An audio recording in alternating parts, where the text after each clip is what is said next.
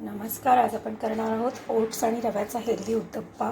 त्यासाठी आपण घेतलेत 1 वाटी ओट्स, पाव वाटी रवा, अर्धी वाटी दही, थोडासा सांबार मसाला, मीठ, थोडंसं बटर किंवा तेल आणि ज्या आपल्याकडे भाज्या अवेलेबल असतील त्या घ्यायच्या. माझ्याकडे सिमला मिरची आहे, टोमॅटो आहे, कांदा आहे आणि मी त्याच्यामध्ये एक हिरवी मिरची घालणार आहे. तुम्ही मिरचीच्या ऐवजी चिली फ्लेक्स पण घालू शकता आणि आपल्याला लागेल तेवढं पाणी.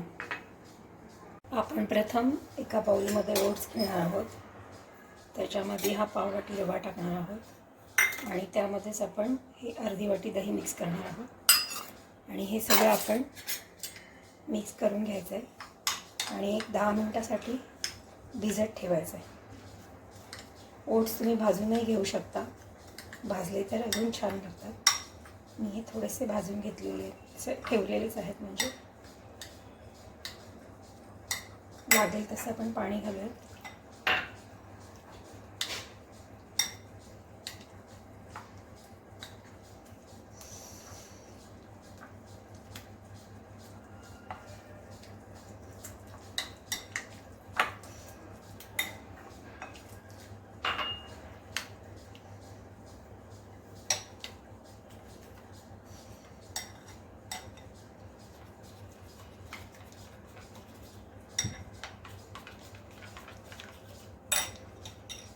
आपण ओट्स भिजत ठेवूयात. एक 10 मिनिटासाठी ठेवायचं. त्याच्यावर झाकून घेऊ आणि तोपर्यंत आपण भाज्या कट करून घेऊ. 10 मिनिट झालेली आहेत. आपण आता तवा गरम करूया. गॅस चालू केला आपण.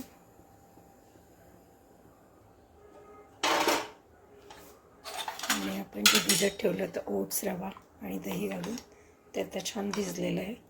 आपण त्याच्यामध्ये आता मीठ घालू.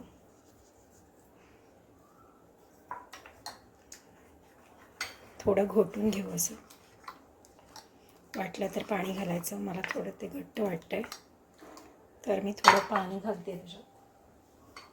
मी याच्यात थोडं पाणी घातलं आहे.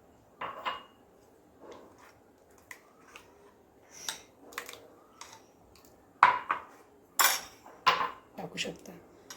मी याच्यामध्ये हे मिरचीचे तुकडे केले होते छोट्या, ते ॲड करते. मिरचीचे तुकडे टाकते मी थोडे. तुम्हाला हवं असेल तर टाकू शकता, नाही तर नाही पण टाकू शकता तुम्ही. थोडंसं तेल टाकलं आपण तव्यात. ते सगळं पसरून घेऊया.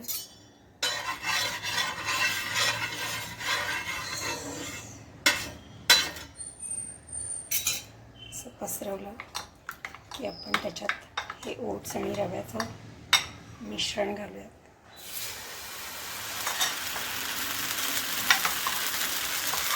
तुम्हाला हवा तेवढा छोटा मोठा तुम्ही करू शकता. आता याच्यामध्ये आपण ह्यावरती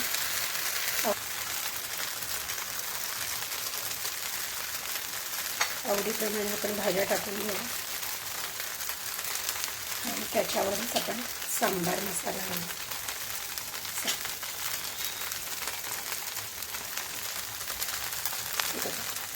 आणि ह्या भाज्या चमच्याने अशा दाबून बसूया आणि 1 मिनिटासाठी त्याच्यावर आपण झाकण ठेवू. म्हणजे ते छान शिजेल.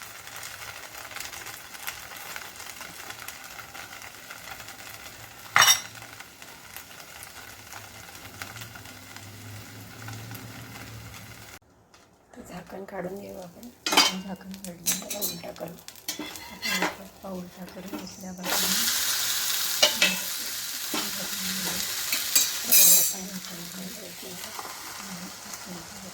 खूप कमी तेलामध्ये होतो. तेल किंवा 2 मिनिटं झाली आहेत. आपण काढून घेऊ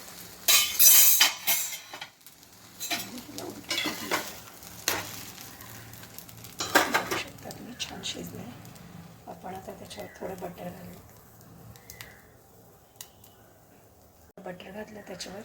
बटरमुळे त्याला छान अशी मस्त चव येते, एकदम सुंदर. लहान मुलांना बटर खूप आवडतं. त्यांना देताना जरा जास्त बटर घालून दिलं तरी चालू शकतं. असा आपला उत्तप्पा तयार झालेला आहे. तर आपण तो सर्विंग प्लेटमध्ये काढूया.